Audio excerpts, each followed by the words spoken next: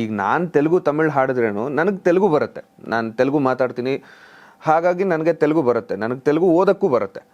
ನಾನು ಕಲಿತೆ, ನಾನು ಬೆಂಗಳೂರಲ್ಲಿ ಇದ್ಕೊಂಡು ಇಲ್ಲಿ ನಾನು ಏನೋ ನನ್ನ first language Sanskrit, second language Kannada, third language English, or second English, third Kannada, something like that.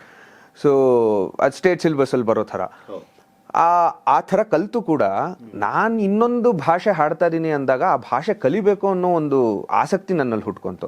So ನಾನು ತೆಲುಗು ಓದೋದು ಕಲಿತೆ. ಹಾಗೆ ನನಗೆ ತಮಿಳ್ ಬರ್ತಾ ಇರಲಿಲ್ಲ. ನಾನು ಈಗ ರೀಸೆಂಟಾಗಿ ಒಂದು 5-6 ವರ್ಷದಿಂದ ಕಲ್ತಿದ್ದು.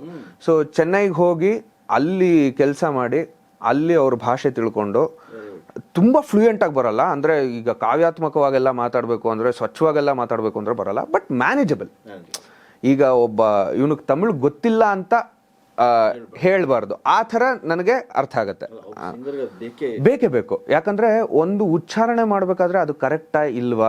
ಈಗ ನಾನು ಫೇಸ್ ಮಾಡೋದು ತುಂಬ ಪ್ರಾಬ್ಲಮ್ ಸರ್. ಈಗ ಬೇರೆ ಭಾಷೆಯವ್ರಿಗೆ ನಮ್ಮಲ್ಲಿ ಲಾ ಳ ಡಿಫ್ರೆನ್ಸ್ ಗೊತ್ತಾಗಲ್ಲ. ಹೇಳಿ ಅನ್ನೋವಲ್ಲು ಇನ್ನೊಂದು ಹೇಳ್ಬಿಟ್ರೆ ಅದು ಬೇರೆ ಮೀನಿಂಗೇ ಬಂದ್ಬಿಡುತ್ತೆ. ನ ಅದು ಡಿಫ್ರೆನ್ಸ್ ಗೊತ್ತಾಗಲ್ಲ.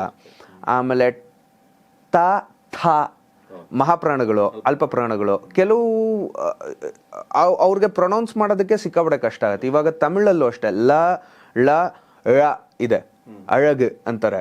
ಸೊ ಅದು ಳ ಅಲ್ಲ, ಅಳಗ್ ಅಲ್ಲ, ಅಳಗ್. ಸೊ ಅದ್ರ ಮಧ್ಯ ಅದು ZH ಅಂತ ಅವರು ಇಂಗ್ಲೀಷಲ್ಲಿ ಬರೀತಾರೆ. ಸೊ ಳ ಅಂತಾರೆ. ಸೊ ಆ ಥರ. ಸೊ ಎಷ್ಟೊಂದು ಒಂಥರ ಡಿಫ್ರೆಂಟ್ ವೆರೈಟೀಸ್ ಇರುತ್ತೆ. ಅವರು ಇವಾಗ ತೆಲುಗು ಚೂಡು ಅಂತಾರೆ, ಚೂಡು ಇಸ್ ಆಲ್ಸೋ ಕರೆಕ್ಟ್, ಬಟ್ ಅದು ಮಾತಾಡಬೇಕಾದ್ರೆ ಕಲೋಕಿಯಲ್ ಆಗಿ ಅವ್ರಿಗೆ ಚೂಡು ಅಂತ ಬರುತ್ತೆ. ಸೊ ಚೂಡು ಈಗ ನಾವು ಹಾಡಬೇಕಾದ್ರೂ ಅದೇ ಥರ ಹಾಡಬೇಕಾಗತ್ತೆ. ಅಂದರೆ these are very small minute ವಿಷಯಗಳು, ಆದರೆ ಅದನ್ನು ತೊಗೊಂಬಂದರೆ ತುಂಬ ಕಂಪ್ಲೀಟಾಗಿ ಕೇಳತ್ತೆ ಒಂದು ಸಾಂಗು. ಸೊ ನಾನು ಆ ಡೀಟೇಲ್ಸ್ ಮೇಲೆ ತುಂಬ ಒತ್ತು ಕೊಡೋಕ್ಕೆ ಏನೋ ಪ್ರಯತ್ನ ಪಡ್ತೀನಿ. ಹಾಗಾಗಿ ಅದೇ ನೀವು ಹೇಳ್ದಂಗೆ ಅದರಿಂದ ನಮಗೆ ಜವಾಬ್ದಾರಿಗಳು ಜಾಸ್ತಿ ಆಗ್ಬಿಡುತ್ತೆ.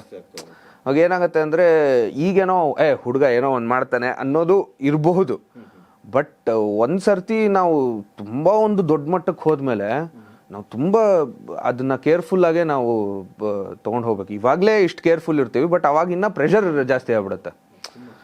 ಅವಾಗ ಏನು ನಾವು ಆ ಸೈಡ್ ಈ ಸೈಡು ಹೆಜ್ಜೆ ಇಡೋಕ್ಕೂ ಆಗಲ್ಲ. ಆ ಥರ ಒಂದು ಕಟ್ನಿಟ್ಟು ಪರಿಸ್ಥಿತಿಯಲ್ಲಿ ನಾವು ಕೆಲಸ ಮಾಡಬೇಕಾಗುತ್ತೆ. But it's all on the go.